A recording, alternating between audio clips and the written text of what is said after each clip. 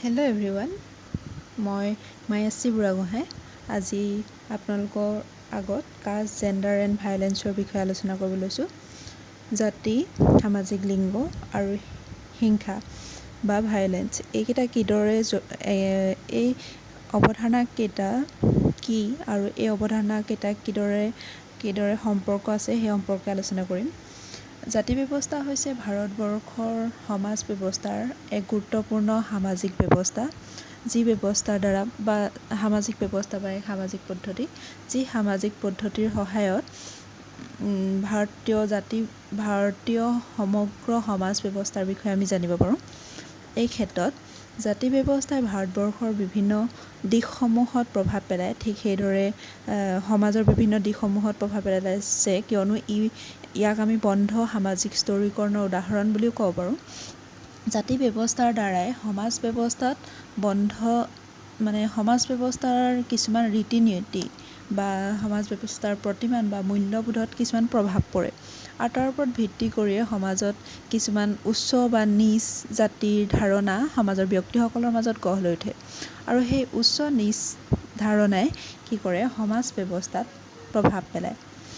আৰু তাৰ দ্বাৰাই সমাজৰ, যিহেতু আমি জানোৱে সমাজত নাৰীসকলক বা সমাজৰ কিছুমান নিম্ন জাতিৰ লোকসকলক, যিটো আমাৰ জাতি ব্যৱস্থাৰ আধাৰত কিছুমান জাতিক যে নিম্ন হিচাপে গণ্য কৰা হয়, সেই নিম্ন জাতিৰ কথা কৈছোঁ। সেই নিম্ন জাতি বা মহিলাসকলক বিভিন্ন সময়ত বিভিন্ন ক্ষেত্ৰত জাতি ব্যৱস্থা বা সমাজৰ কিছুমান ব্যৱস্থাই কি কৰে, তেওঁলোকৰ লেবাৰ পাৱাৰ, তেওঁলোকৰ শ্ৰম আৰু যৌনতাক দমন কৰিবলৈ যত্ন কৰে, যাৰ দ্বাৰা কিছুমান ব্যক্তি বা কিছুমান প্ৰভাৱশালী জাতিৰ প্ৰভাৱ অপৰিসীম বুলি আমি উল্লেখ কৰিব পাৰোঁ, বা বিভিন্ন ধৰণৰ সামাজিক ব্যৱস্থাৰ প্ৰভাৱ আমি অপৰিসীম বুলি ক'ব পাৰোঁ। তাৰ দ্বাৰাই সমাজ ব্যৱস্থাত বিভিন্ন সময়ত বিভিন্ন ধৰণৰ হিংসাত্মক ঘটনা ঘটি আহিছে। এই ক্ষেত্ৰত জাতিৰ যি প্ৰভাৱ সামাজিক লিংগৰ ওপৰত, তাৰ দ্বাৰা সমাজ ব্যৱস্থাৰ যি ভায়লেণ্টমূলক বা যি হিংসামূলক কাৰ্য চলি আহিছে, তাৰ মাজৰ সম্পৰ্কৰ বিষয়ে আমি আজি আলোচনা কৰিছোঁ। এই ক্ষেত্ৰত কোৱা হয় যে সমাজ ব্যৱস্থাত সামাজিক লিংগ হৈছে সমাজৰ ব্যক্তিসকলৰ আচাৰ অভ্যাসৰ ওপৰত কিছুমান ব্যক্তিক আমি সমাজৰ কিছুমান ব্যক্তিক পুৰুষ বা কিছুমান ব্যক্তিক নাৰী বুলি আমি গণ্য কৰোঁ, বা কিছুমানক ট্ৰান্সজেণ্ডাৰ হিচাপে উল্লেখ কৰোঁ। মানে কি, তাৰ আঁৰত এইটো কাৰণ জড়িত হৈ থাকে যে তেওঁলোকৰ আচাৰ অভ্যাসবিলাক আমি সমাজে কিছুমান স্বীকৃতি দিওঁ, আৰু সেই স্বীকৃতিটোকে সামাজিক লিংগ হিচাপে উল্লেখ কৰিছে। আৰু এই ক্ষেত্ৰত সেই সামাজিক লিংগৰ ক্ষেত্ৰত জাতি ব্যৱস্থাই বিশেষ প্ৰভাৱ পেলায়, কিয়নো সমাজ ব্যৱস্থাত বিশেষকৈ মহিলা আৰু নিম্ন জাতিৰ লোকসকলক প্ৰভাৱশালী ব্যক্তি বা প্ৰভাৱশালী জাতিয়ে বিশেষভাৱে প্ৰভাৱ পেলায়। তাৰ ফলস্বৰূপে বিভিন্ন সময়ত মহিলাৰ যৌনতামূলক কাৰ্য বা মহিলাৰ শ্ৰমক বা সমাজৰ নিম্ন জাতিৰ ব্যক্তিসকলৰ শ্ৰম বা তেওঁলোকৰ যৌনতাক বিশেষভাৱে গুৰুত্ব দিয়া নহয়। বিশেষকৈ জাতি ব্যৱস্থাৰ ক্ষেত্ৰত জাতি ব্যৱস্থাৰ নীতি নিয়মসমূহ বিভিন্ন ধৰণৰ হিন্দু ধৰ্মীয় গ্ৰন্থৰ দ্বাৰা নিৰ্মিত কৰা হৈছে, বা হিন্দু ধৰ্মীয় গ্ৰন্থৰ ওপৰত ভিত্তি কৰি জাতি ব্যৱস্থাৰ মূল নীতিসমূহ নিৰ্ধাৰণ কৰা হয়, আৰু সেইবিলাক বিশেষকৈ বিভিন্ন ডমিনেণ্ট কাষ্টবিলাক, বিভিন্ন প্ৰভাৱশালী জাতিবিলাকেই লিখা দেখা যায়। আৰু সেই ক্ষেত্ৰত এই যে নিয়মবিলাক, সেই নিয়মবিলাক কিছুমান পুৰাণ বা মাইথলজিকেল ষ্টৰিজবিলাকৰ দ্বাৰা জনপ্ৰিয় কৰা দেখা যায়।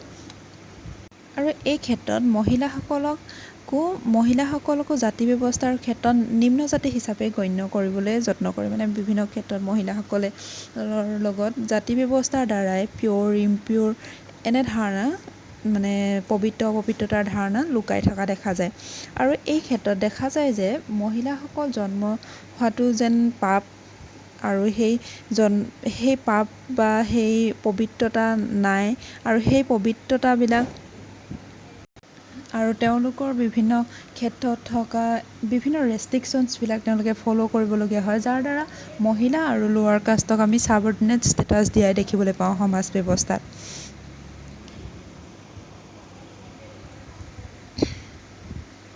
এই ক্ষেত্ৰত আমি মনুস্মৃতিৰ কথা উল্লেখ কৰিব পাৰোঁ। মনুস্মৃতিও এক বিশেষভাৱে উল্লেখযোগ্য, য'ত উল্লেখ কৰা হৈছে যে পতিব্ৰতাৰ ধাৰণাৰ কথা উল্লেখ কৰিছে। মহিলাসকলে তেওঁলোকে নিজকে আপাৰ কাষ্টেই হওক বা লোৱাৰ কাষ্টেই হওক তেওঁলোকে নিজৰ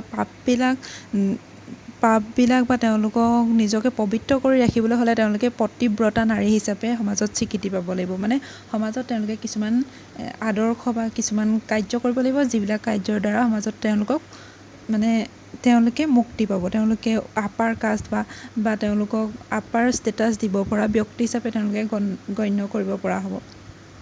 আৰু এই ক্ষেত্ৰত gender ideology that was constructed in this text not only legitimized the structure of patriarchy but also the very organization of caste.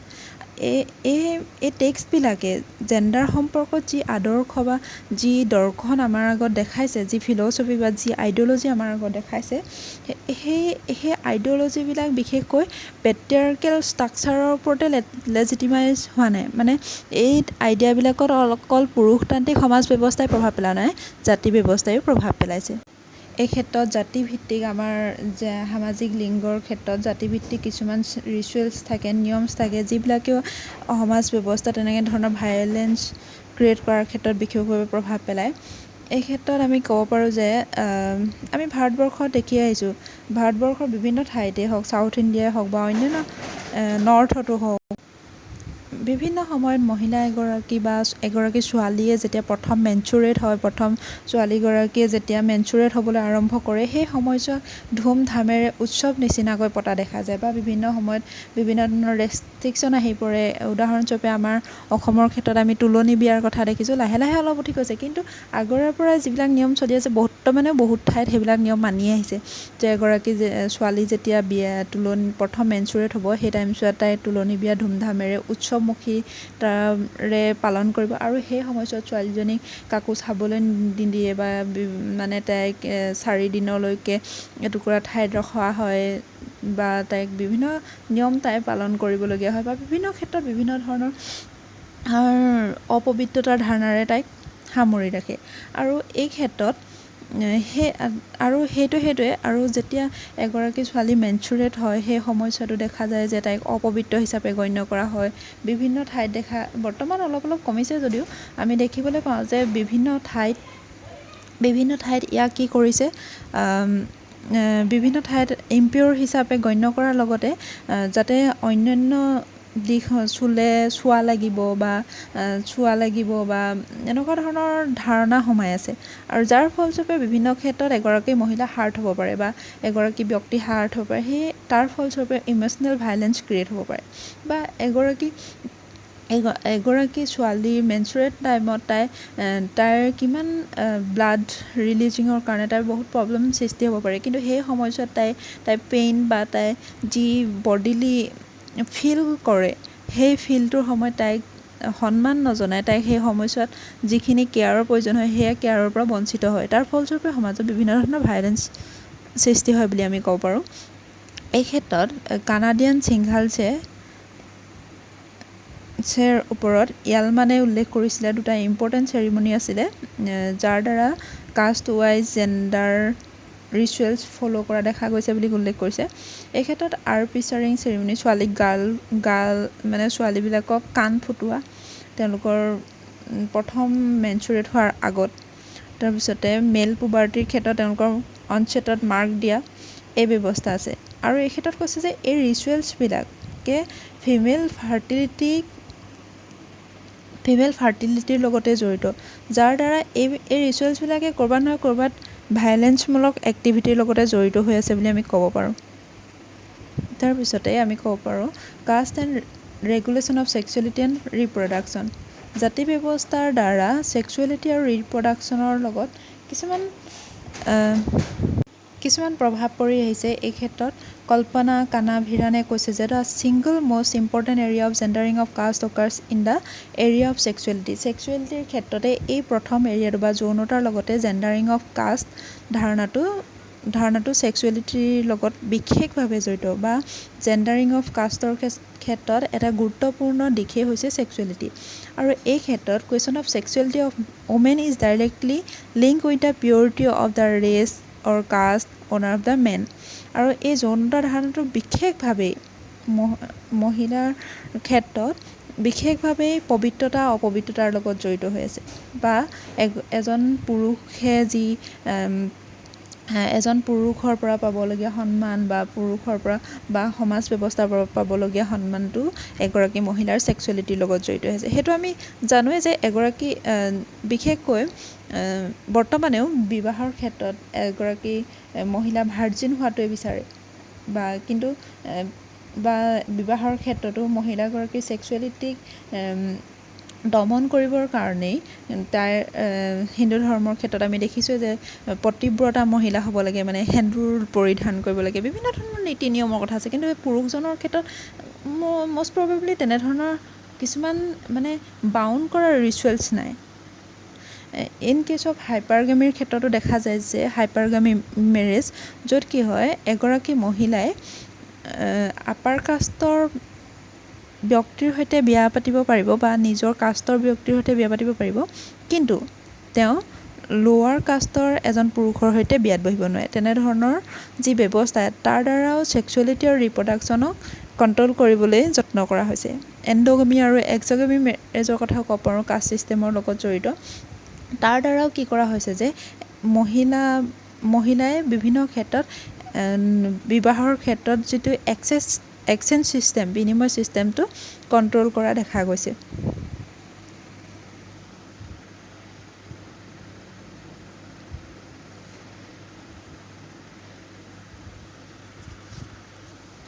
কিছুমান ইছ্যুজ কাষ্ট বেছড জেণ্ডাৰ ভায়োলেন্সৰ লগত জড়িত।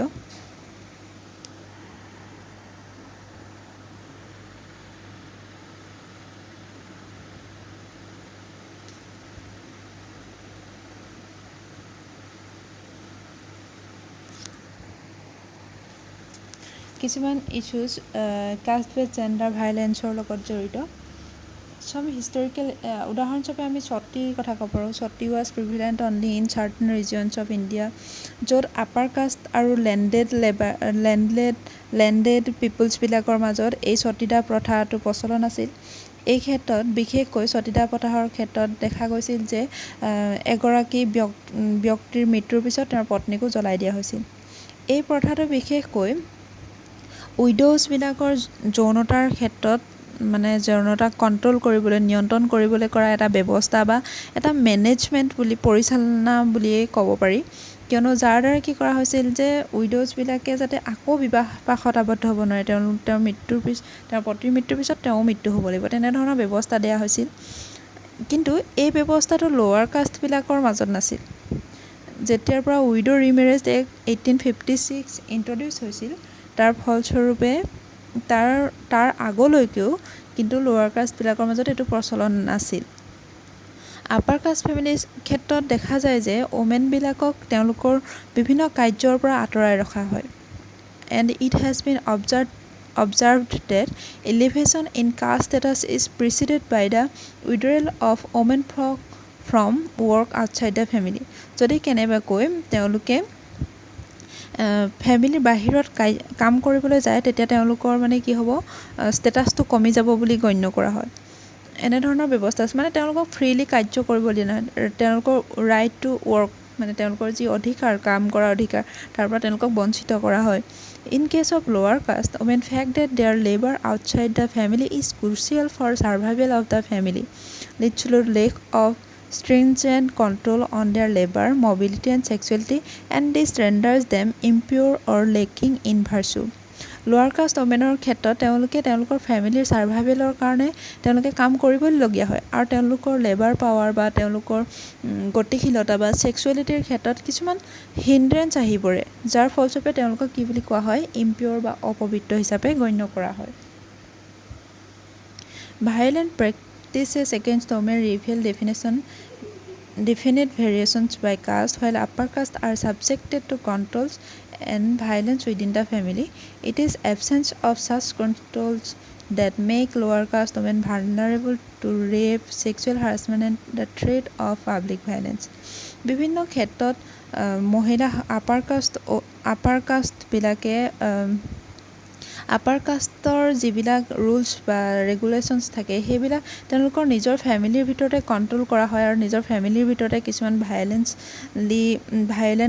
ভায়লেণ্ট ৱৰ্কবিলাকক তেওঁলোকৰ ফেমিলিৰ মাজতে ৰখা হয় আৰু যাৰ ফলস্বৰূপে বিভিন্ন ক্ষেত্ৰত লোৱাৰ কাষ্ট ওমেনবিলাকে যদিও কেতিয়াবা ছেক্সুৱেল হেৰাছমেণ্ট বা পাব্লিক ভায়লেঞ্চৰ সন্মুখীনো হয় তেওঁলোকেও তেওঁলোকৰ আপাৰ কাষ্টলৈ থকা ভয়ৰ ফলস্বৰূপে তেওঁলোকে সেইবিলাক লুকুৱাই ৰাখিবলগীয়া হয় আৰু বিভিন্ন ক্ষেত্ৰত লোৱাৰ কাষ্ট ওমেনৰ ছেক্সুৱেলিটিৰ ক্ষেত্ৰত আপাৰ কাষ্ট মেনবিলাকে তেওঁলোকৰ এইটো মানে দমন কৰে ওমেন ছেক্সুৱেলিটিটো দমন কৰে যাতে কি হয় তেওঁলোকৰ বিৰুদ্ধে কোনেও মাত মাতিব নোৱাৰে এই ক্ষেত্ৰত চৰকাৰে উল্লেখ কৰিছে যে ৱেষ্ট বেংগলত পুলিচবিলাকে কি কৰিছিল এগৰাকী মহিলা যদি ৰেপ হয় বুলি কোৱা হয় তেতিয়া সেই যেনেকুৱা ধৰণৰ ডিচিশ্যনত তেওঁলোকে যদি সেয়া লোৱাৰ কাষ্ট ওমেন বা ওমেনৰ ক্ষেত্ৰত ৰেপ হৈছে বুলি ভাবে মানে এইটো আইডিঅ'লজি তেওঁলোকৰ মনত আনিয়ে লয় যে তেওঁলোকে এইটো কি কৰিব লৈছে তেওঁলোক প্ৰষ্টিটিউট সেইকাৰণে ৰেপ হৈছে বুলি উল্লেখ কৰিছে সেইবুলি ভাবিয়ে লয় এই ক্ষেত্ৰত লিগেল কোৰ্টেও তেনেধৰণৰ ৰায়ে দিছিল কিন্তু যেতিয়া লোৱাৰ কাষ্ট ওমেন লক্ষ্মী আৰু মথুৰা নামৰ ট্ৰাইবেল লেণ্ডলেছ লেবাৰগৰাকীয়ে কি কৰিছিল এই ৰেপিষ্টসকলৰ বিৰুদ্ধে তেওঁলোকৰ যেতিয়া ৰেপ হৈছিল তাৰ বিৰুদ্ধে কি কৰিছিল ওমেন এক্টিভিষ্টসকলে মাত মাতিছিল আৰু তাৰ ফলস্বৰূপে কি হৈছিল সেই মথুৰা আৰু লক্ষ্মীৰ কেছটোৰ ওপৰত গুৰুত্ব দিছিল আৰু কেছটোৰ ওপৰত গুৰুত্ব দিয়াৰ ফলস্বৰূপে কি হৈছিল শেষত সেই ৰেপ কেছটো কাষ্টডিয়েল ৰেপ কেছ হিচাপে গণ্য কৰা হৈছিল মানে কি হৈছিল যে সমাজ ব্যৱস্থাত আগৰ সময়ছোৱালৈকে কিন্তু মানুহবিলাকে কি কৰিছিল আপাৰ কাষ্ট বা লোৱাৰ কাষ্ট বা যাৰেই নহওক লাগিলে ৰেপ হওক সেইটো প্ৰষ্টিটিউশ্যনৰ এটা ট্ৰিক্স বুলিহে গণ্য কৰিছিল কিন্তু যেতিয়াৰ পৰা ওমেন মুভমেণ্টৰ এক্টিভিষ্টসকলে কি কৰিছিল এই ক্ষেত্ৰত বিশেষ ভূমিকা পালন কৰিছিল তাৰ ফলস্বৰূপেহে সেই ৰেপ কেছটো কাষ্টডিয়েল ৰেপ হিচাপে গণ্য কৰা হৈছিল মানে এই সময়ছোৱালৈকে তেওঁলোকে কিমান ষ্ট্ৰাগল কৰিবলগীয়া হৈছিল এক বিশেষ ভয়াৱহ অৱস্থা বুলিয়ে ক'ব পাৰি তাৰপিছত আমি ক'ব পাৰোঁ যে ভক্তি মুভমেণ্টৰ দ্বাৰাও কি কৰা হৈছিল মেন ওমেন বা সকলো ধৰণৰ ব্যক্তিকে ভগৱানৰ লগত তুলনা কৰা হৈছিল যাৰ ফলস্বৰূপেও ব্ৰাহ্মণসকলৰ বা আপাৰ কাষ্টৰ যি ডমিনেশ্যন তাৰ সেই ক্ষেত্ৰত কিছুমান প্ৰত্যাহ্বান আহি পৰিছিল ভক্তি মুভমেণ্টৰ আগলৈকে যি বিভিন্ন ধৰণৰ পূজা পাতল বা বিভিন্ন দেৱ দেৱীৰ বা বিভিন্ন ক্ষেত্ৰত মঠ মন্দিৰ বা বিভিন্ন পবিত্ৰ স্থান হিচাপে গণ্য কৰা ঠাইবিলাকত অকল আপাৰ কাষ্টৰ ব্যক্তিসকলেহে ভূমিকা প্ৰদান কৰিব পৰা বা আপাৰ কাষ্টৰ ওমেনছবিলাকেহে বিভিন্ন ক্ষেত্ৰত আপাৰ কাষ্টৰ পিপলছবিলাকেহে বিশেষভাৱে বিভিন্ন ঠাইলৈ যাব পাৰিছিল কিন্তু যেতিয়াৰ পৰা ভক্তি মুভমেণ্ট হৈছিল যেতিয়া সকলো ব্যক্তিকে ভগৱানৰ লগত তুলনা কৰা হৈছিল তাৰ ফলস্বৰূপে আপাৰ কাষ্টৰ সেই হেজিমনিক ডমিনেশ্যনটো নাইকিয়া হৈছিল যাৰ ফলস্বৰূপে কাষ্ট এণ্ড জেণ্ডাৰ বেছড ভায়লেঞ্চৰ ক্ষেত্ৰত অলপ প্ৰভাৱ পৰিছিল আৰু এই ক্ষেত্ৰত এই মুভমেণ্টবিলাকে কিন্তু ছেক্সুৱেলিটি বা ওমেন ইছ্যুছবিলাককে ডাইৰেক্টলি গুৰুত্ব দিয়া নাছিল কিন্তু তাৰ দ্বাৰা প্ৰত্যক্ষ প্ৰভাৱ নপৰিলেও কিন্তু পৰোক্ষভাৱে প্ৰভাৱ পৰিছিল থেংক ইউ